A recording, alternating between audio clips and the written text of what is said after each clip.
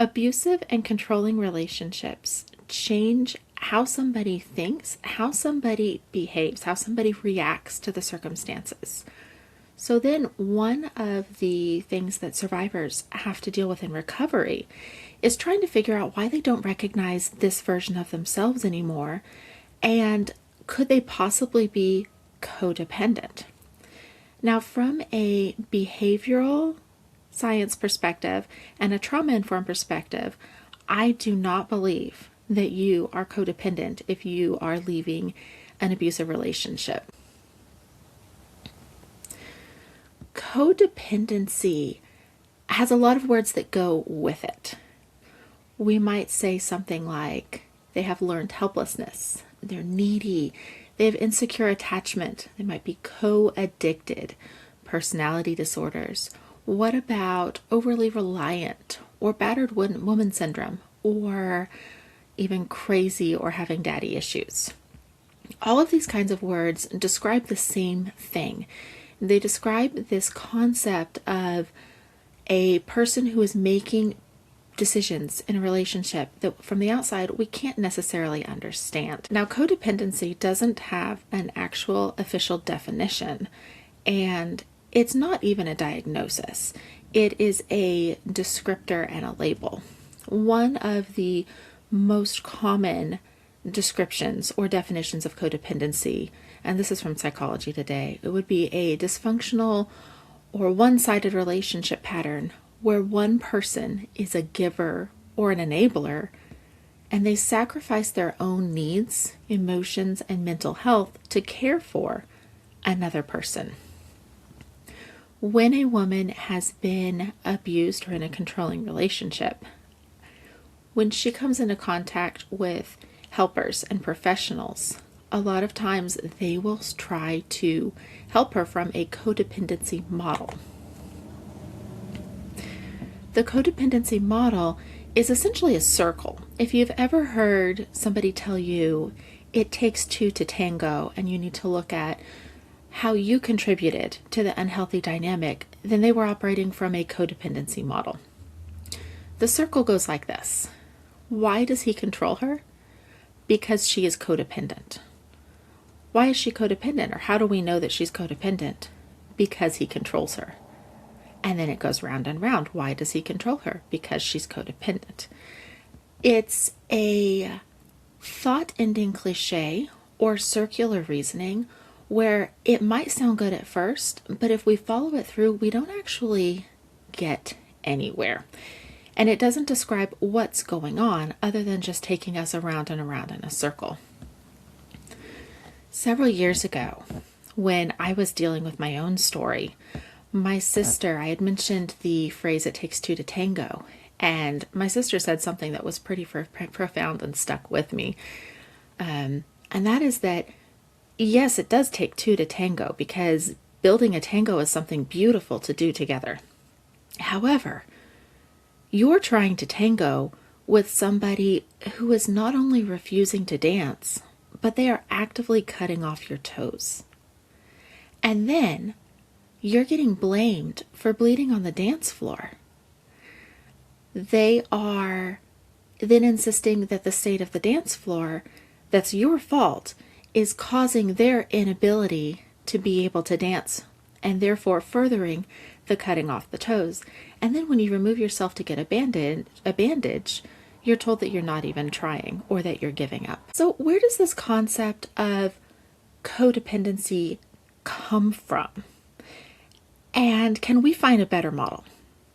To understand that, we need to meet Thelma.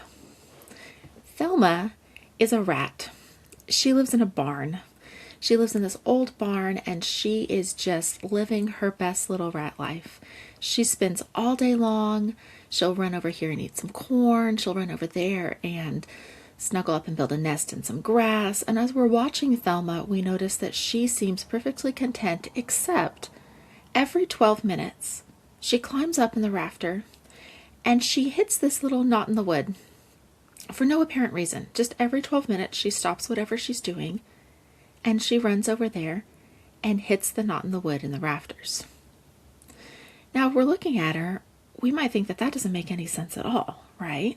We might think that there is something very wrong with this rat. We might start to give her diagnoses or labels. However, what if we're watching Thelma and she is in a cage in a laboratory? In this cage, there's a button on the wall. And every time Thelma pushes the button, a food pellet is delivered.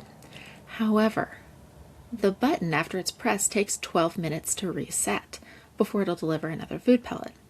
And so Thelma has learned that she can go off and live her best little rat life doing her thing until about 12 minutes, when she will run back up and hit the button again to get another food pellet. It's the exact same behavior that we watched her engaging in the barn, but now it's different, right? Now, instead of it seeming like there's something wrong with this rat, it makes sense because of the context. I mentioned a second ago that codependency is not an official diagnosis. So what is it? Codependency and the related words are a story. They are a story that is told to try to explain behavior that does not make sense without the context. So psychological models that will zoom in and just look at the individual and their individual behaviors will oftentimes end up with things like codependency, because if you don't zoom out and look at the environment that Thelma's in, her behavior doesn't make sense. So if codependency is just a story, what's another story that we can tell that might be more helpful? B.F. Skinner, the father of behavioral science, based all of his work on the assumption that the organism is always correct. Now, what does that mean? That means that for the context, what you're doing is always going to make sense. We can understand context in the image of a triangle, where we're going to have 3 different points. One is going to be our motivations. What do we want? What are we trying to get? What are we trying to avoid? Another point is going to be our skills. What have we already learned that we can currently use in order to get the things that we want? And the last one is going to be the environment that we're acting in. Environment, motivation, and skills all put together will make up the context for anything that anybody does.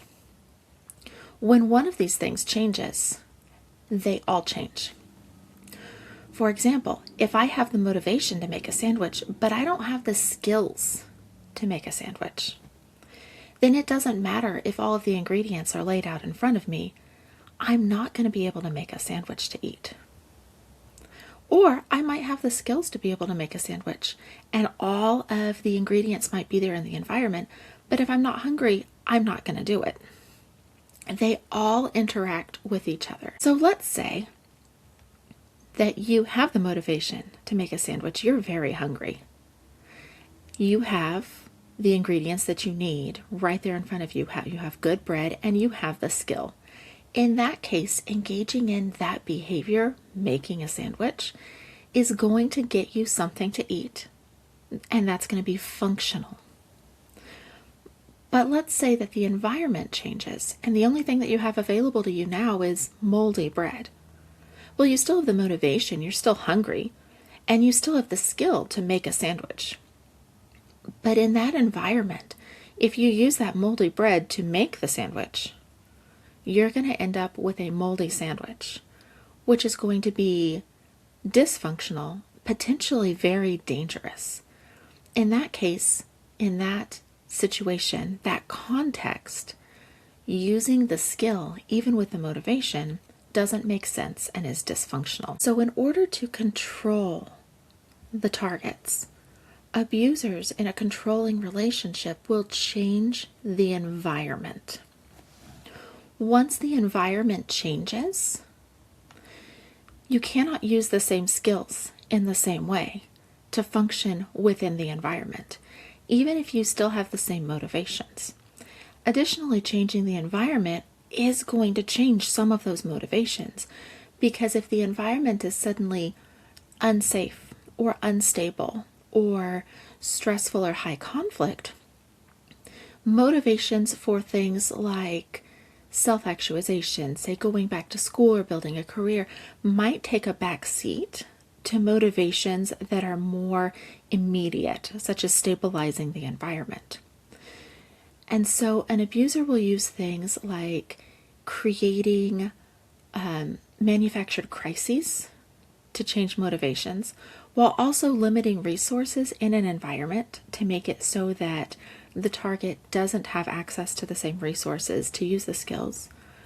Another way to change the environment is also to change what happens after you engage in something. What if every time you make a sandwich to eat it, somebody yells at you? How might that change your behavior? Is there any pattern to which skills an abuser chooses to reduce in their target? Well, yes, there is. In looking at the published stories of women who have experienced and then escaped domestic violence, intimate partner violence, they describe a pattern of behavior with 9 definite different skill domains that are reduced. What was interesting is when I was compiling these skill domains, they line up perfectly with autonomy, competence, and relatedness, which are the 3 domains of self-determination theory. So by reducing these 9 specific skill areas, abusers are essentially able to reduce the self-determination or personal agency of their targets. These are going to be identifying your own experience, making choices, making requests, those daily living skills. How do we get through the day? Both personal hygiene, taking care of the grocery shopping, taking care of the housekeeping, the cooking, those sorts of things. Then we have personal efficacy or capacity use. Capacity use, Maslow, who created Maslow's hierarchy of needs, talks about how capacities clamor to be used. And so by reducing personal efficacy or capacity use, that's going to be keeping somebody from, say, going back to school or writing the book that they want to write, or fulfilling their professional abilities, or even controlling their expressions of fertility. Those sorts of choices that are going to change the overall life trajectory of the person. And next we have situational assessment. Can you look at the situation and accurately see, is this safe? Is this a good situation? Is this what I want?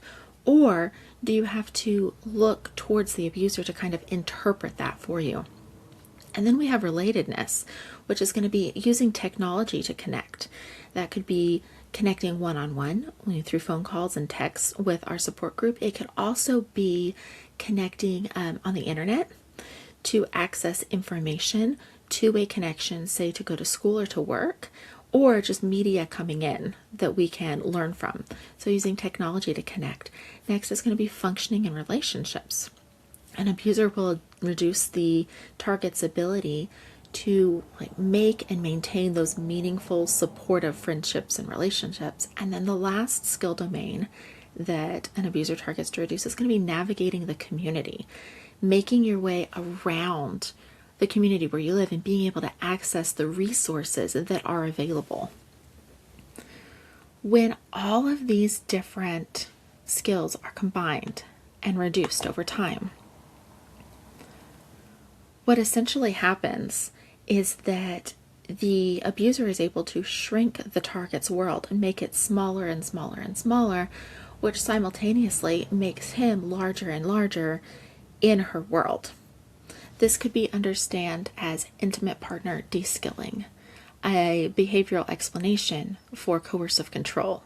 It could be intimate partner de-skilling. So as these skills are reduced, does that make the target codependent? Let's imagine that you break your arm.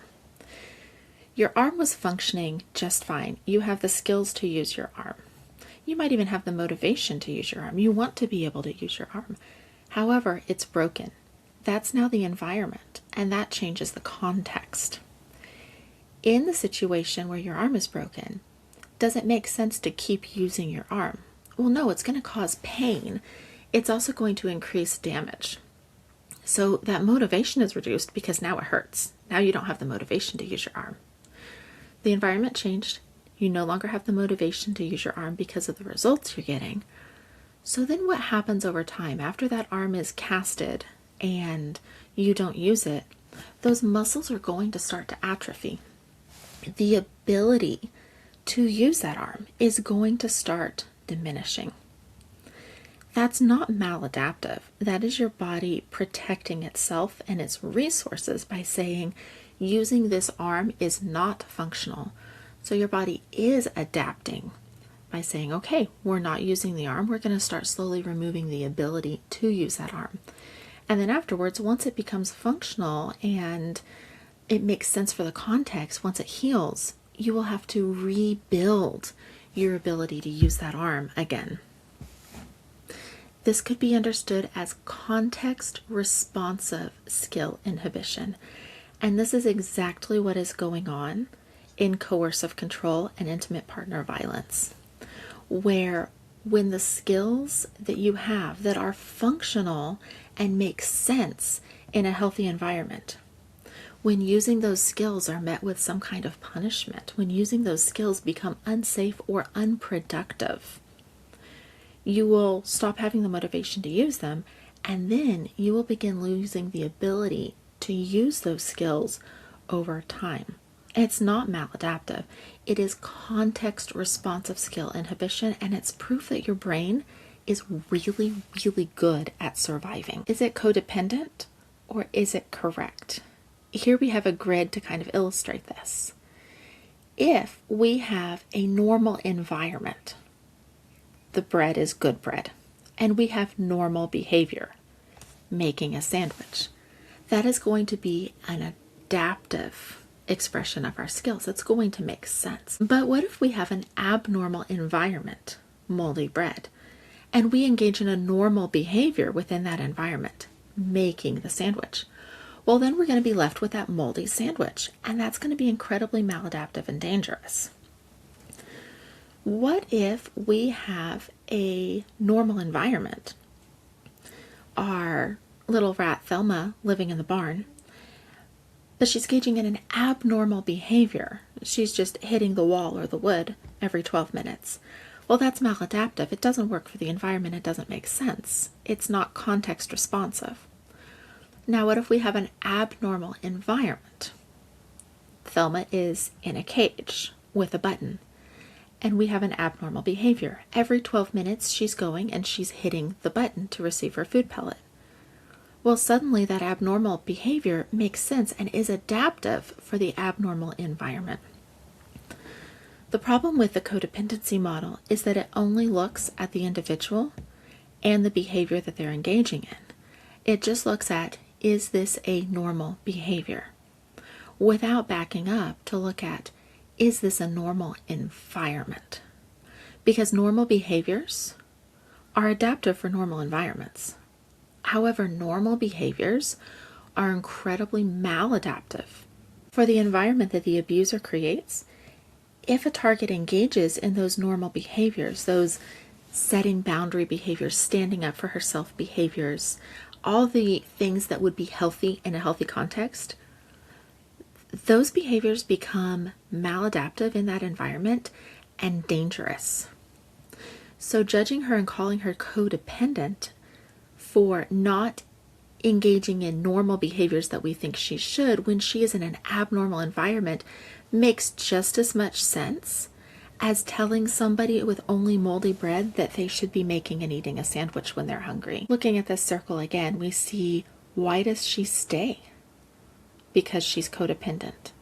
Well, how do we know that she's codependent? Because she stays. And we can go round and round without getting anywhere. And all this does is blame and shame her for the actions of her abuser.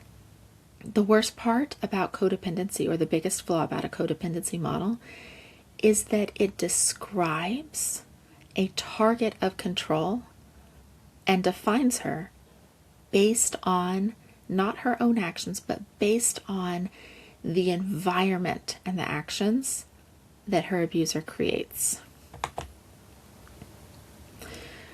So what if instead of going round and round in a circle like that, we say, well, why does she stay?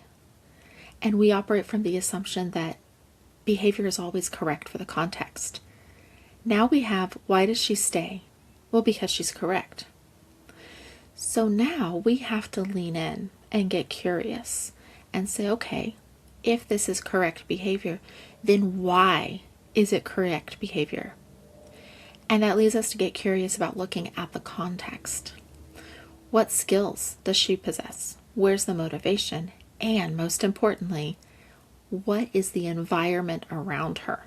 And is it safe to engage in these particular behaviors within her environment? So if you have been in a controlling or abusive relationship and you feel confusion or shame about the way that you reacted within that relationship, or even confusion or shame about losing some of the skills and having to rebuild them after coming back out of that relationship, you're not codependent. You're not broken. You are behaving absolutely correctly for the context that you were in, and you can trust yourself.